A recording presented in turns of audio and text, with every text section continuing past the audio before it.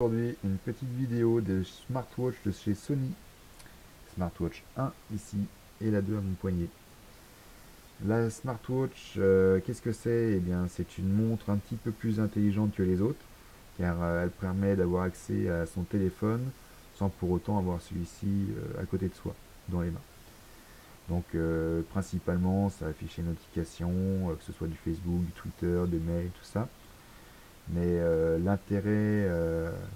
l'autre intérêt qui moi m'a plus attiré, c'est le fait de pouvoir passer des appels, du moins les lancer, car que ce soit la Smartwatch 1 ou la 2, elles ne sont pas équipées ni de micro ni de haut-parleur. Donc il est impossible de leur parler, en fait, de parler au téléphone via la montre. Mais il reste possible, il y a l'application dédiée, téléphone, de composer des numéros, d'avoir des numéros favoris, accès à son journal d'appel, les contacts, et de composer aussi des numéros. Donc en fait, on compose, on lance et ça envoie sur le téléphone.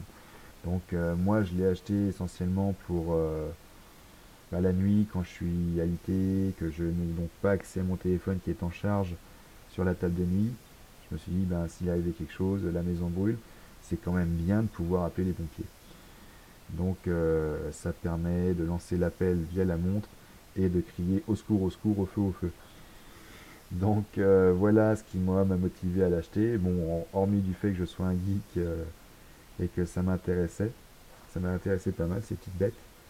Donc la différence entre la Smartwatch 1, qui est donc un peu plus vieille que l'autre, moi elle est plus couplée, je l'ai désinstallée, mais en fait niveau interface, il n'y a pas grand changement je trouve par rapport à la 2. Ça reste ce système d'icônes qu'on connaît via les smartphones. Donc tout un tas d'icônes. Les applications qui sont sur la montre sont en fait installées sur le téléphone. On les télécharge sur le Google Play via une petite recherche Sony. Donc niveau application, il commence à y en avoir vraiment un paquet. Il y en a, je dirais, à vue de nez, au moins 500. Bon, on va d'ici à dire qu'elles sont toutes utiles, non. Mais bon, vous avez des trackers pour tout ce qui est applications sportives. Vous avez quelques petits jeux. Vous avez, bon, il y a quelques petites applications qui valent le coup. Sinon, à niveau esthétique, bon, vous pouvez voir, c'est des montres qui sont assez grosses. La première n'était pas très grosse, mais surtout épaisse, à cause du clip qui est en dessous, qui d'ailleurs servait pas à grand chose. La deuxième, bon, ils ont essayé de faire quelque chose d'un peu plus stylé. Moi, je sais que j'aime bien le look, c'est sympa. En bracelet métallique, en plus, c'est pas mal. Je sais pas si vous voyez comme ça, mais il n'y a plus besoin d'allumer la montre pour avoir l'heure. On la voit un peu façon écran de calculatrice. C'est la nuit, on la voit pas, mais bon, après la nuit, on met un petit coup sur le bouton et ça l'allume. Si on y arrive, c'est mes doigts, c'est pas la montre. Donc voilà. Sinon, que dire de plus? Niveau autonomie, ça se charge assez rapidement, on va dire en 2 heures. Celle-ci, la 1, a une autonomie en éteignant la nuit pour pas avoir le poignet qui vibre toutes les 5 minutes et se faire réveiller. On va dire qu'elle a une autonomie pour 3 jours à peu près, avec une utilisation en recevant des notifications la journée, etc. etc. Celle-ci, ils l'ont un petit peu améliorée, on va dire que l'autonomie est montée à 4-5 jours en l'éteignant toujours la nuit. Donc voilà, sinon celle-ci est étanche, la Smartwatch 2 est étanche, IP57. On peut prendre sa douche avec, il n'y a pas de souci. Niveau concurrence, la plus connue c'est la Samsung, la Galaxy Gear, mais qui a deux gros inconvénients pour moi, c'est déjà qu'elle n'est pas étanche. Et le deuxième, c'est qu'elle a une autonomie très limitée d'une journée. Donc si c'est pour se retrouver avec le montre à côté du smartphone la nuit en charge, on repart dans l'hypothèse où il y a un incendie, bah, tout le monde brûle ensemble. Donc non, c'était pas intéressant pour moi, je cherchais une montre qui avait plusieurs jours d'autonomie, donc pour ça que je suis passé sur la Sony. Sinon, que dire de plus? Bon, c'est connecté en Bluetooth, donc niveau portée, c'est pas plus de 10 mètres.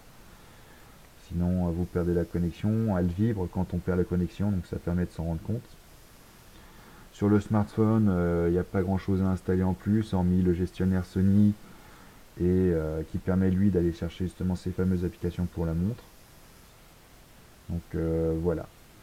Je trouve que c'est bien pour la sécurité, ça évite d'avoir un système genre téléalarme, etc. Qui est moins glamour, on va dire, et qui obligatoirement appelle un service payant. Enfin bon, Là, ici, vous pouvez composer les urgences, vous pouvez appeler juste un proche si c'est quelque chose qui n'est pas urgent, qui n'est pas très grave. Vous pouvez aussi répondre au message de votre femme par des petits smileys ou un message prédéfini, un SMS prédéfini quand elle vous en envoie un. C'est bon, c'est assez pratique. Donc voilà, en gros, je pense que j'ai rien oublié pour les présentations de ces montres. Donc oui, effectivement, c'est très gadget, certains vont dire.